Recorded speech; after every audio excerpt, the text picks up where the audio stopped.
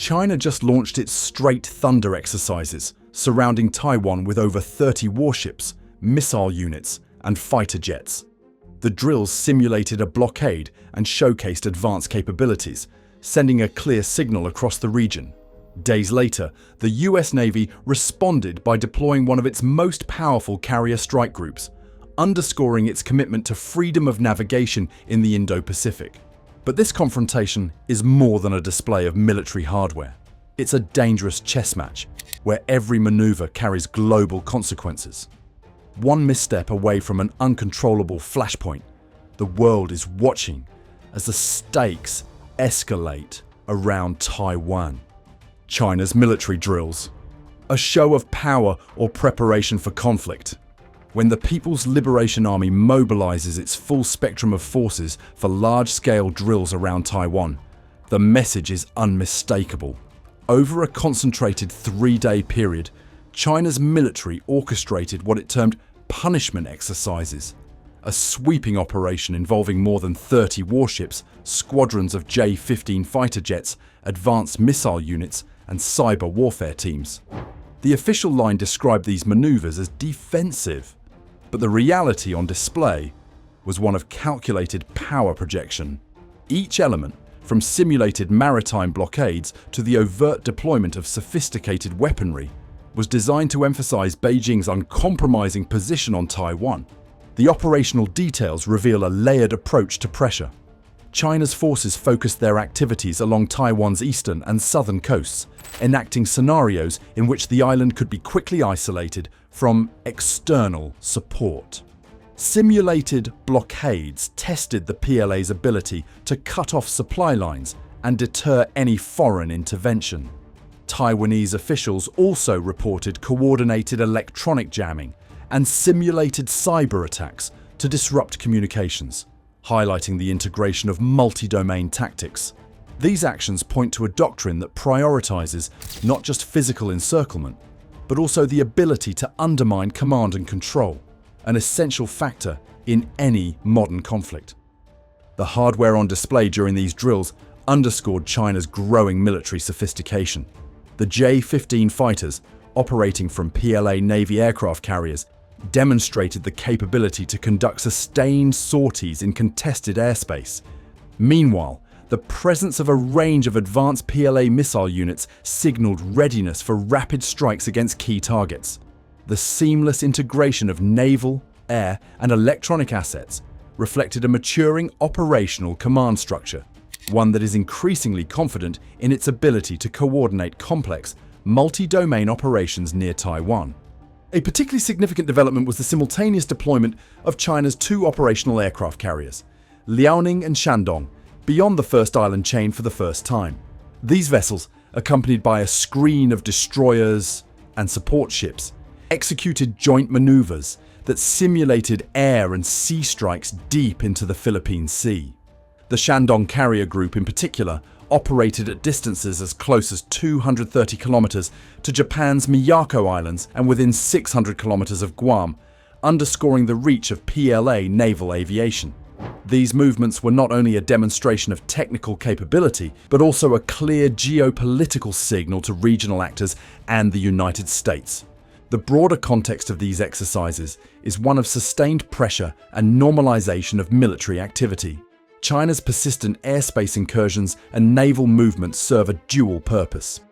They test Taiwan's readiness and resilience, while gradually desensitizing the region to heightened PLA presence.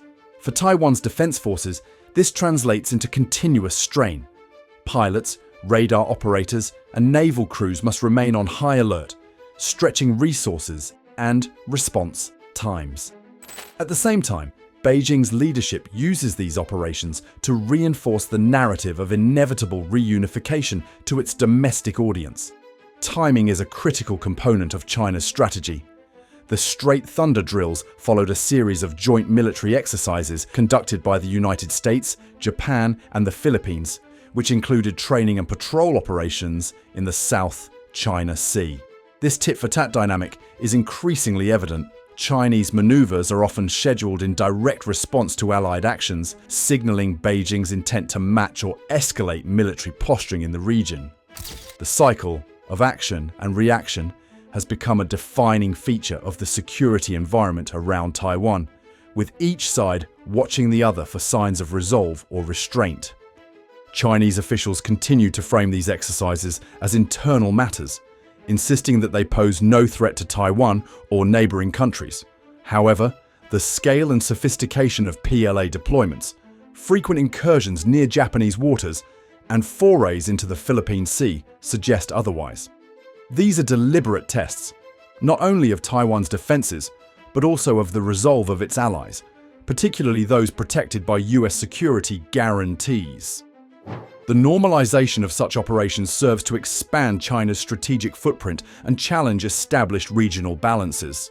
For Beijing, these drills are more than military rehearsals. They function as instruments of statecraft, warnings to Taipei, signals to Washington, and demonstrations to the region that China's military capabilities are advancing. The underlying question remains: how will external powers, especially the United States, respond to this evolving show of force? The answer comes into focus with the arrival of a US carrier strike group in the region, introducing a new layer of complexity to an already volatile situation. The US Carrier Strike Group, a countermove with global implications. The arrival of the USS Ronald Reagan Carrier Strike Group marked a decisive shift in the regional military balance. The Nimitz-class carrier, accompanied by guided missile cruisers, destroyers, and a suite of surveillance aircraft, formed a multi-layered force with a clear objective: reinforce US resolve and deter any escalation in the Indo-Pacific. The Ronald Reagan, with its complement of roughly 30 FA-18 Super Hornets and a range of helicopters, operates as a mobile airbase, capable of launching and recovering aircraft around the clock. These operations are supported by P-8A Poseidon Maritime Patrol aircraft, E-2D Hawkeye early warning planes, and RC-135 Rivet joint planes that scour the skies for signals intelligence. Together, these assets deliver persistent surveillance and rapid response capabilities, creating a formidable presence in contested waters. Publicly, these were routine freedom of navigation patrols. Privately, they were a clear warning to Beijing. The US Navy's maneuvers in international waters near Taiwan and the South China Sea signal to China and the region that the United States will not accept unilateral changes to the status quo.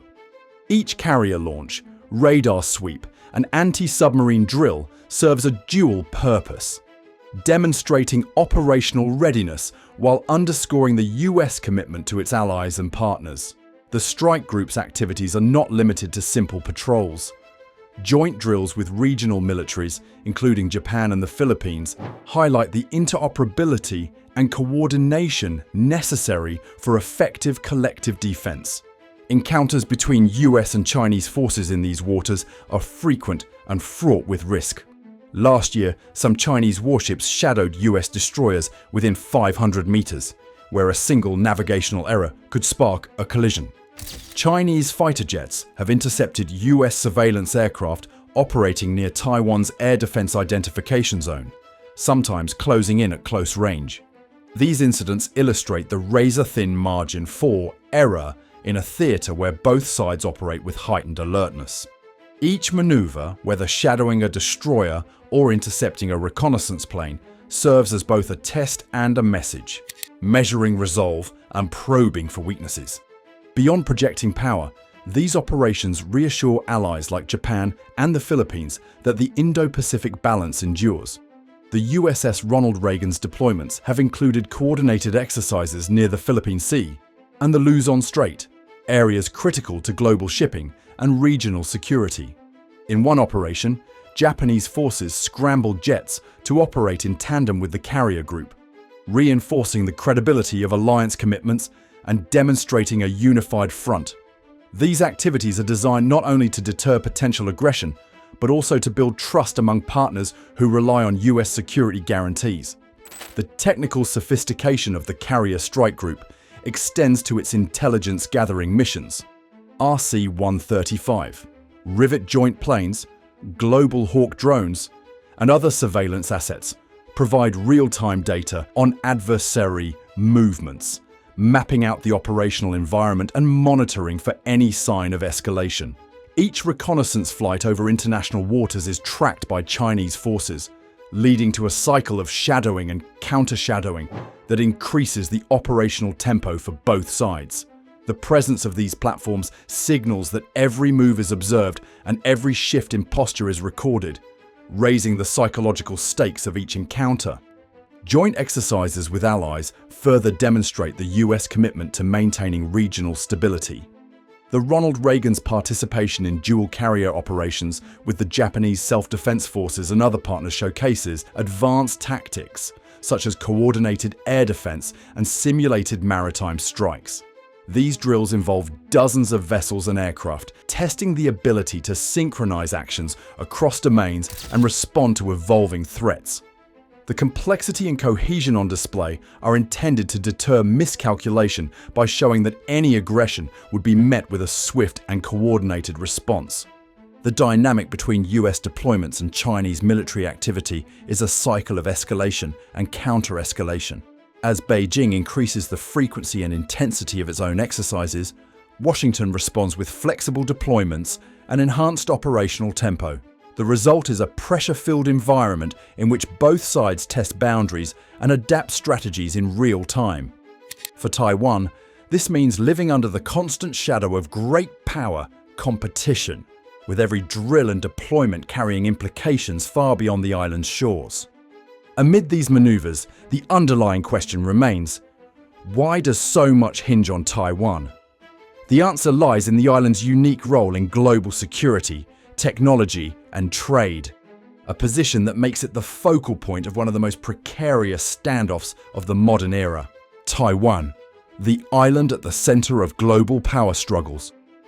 Taiwan's role in current power struggles is defined by far more than its geography. The island's significance starts with its dominance in the global semiconductor industry. Taiwan Semiconductor Manufacturing Company, or TSMC, alone accounts for over 60% of the world's supply of these critical components. Semiconductors produced in Taiwan are vital for everything from smartphones and commercial servers to advanced weapon systems. A single modern fighter jet relies on thousands of these chips, and entire civilian industries depend on their steady supply. The world's technology infrastructure, as well as the stability of global markets, relies on the uninterrupted output from Taiwan's factories. This concentration of manufacturing makes Taiwan a strategic asset, giving it leverage in trade and technology supply chains that far exceeds its physical size. Taiwan's position at the intersection of the East and South China Seas further amplifies its importance. The island sits astride vital shipping lanes. Critical sea routes through the strait carry massive volumes of trade between Asia, Europe, and North America. Any disruption or control of these maritime corridors would have immediate consequences for global commerce. For China, gaining control over Taiwan would mean not only absorbing a highly productive economy, but also acquiring the ability to influence or restrict trade flows through some of the world's busiest waters. Beijing's position on Taiwan remains unchanged. Xi Jinping calls reunification a national mission and labels Taiwan's leaders separatists, words underscoring Beijing's zero-compromise stance. For the Chinese leadership, Taiwan represents unfinished historical business and a symbol of national rejuvenation.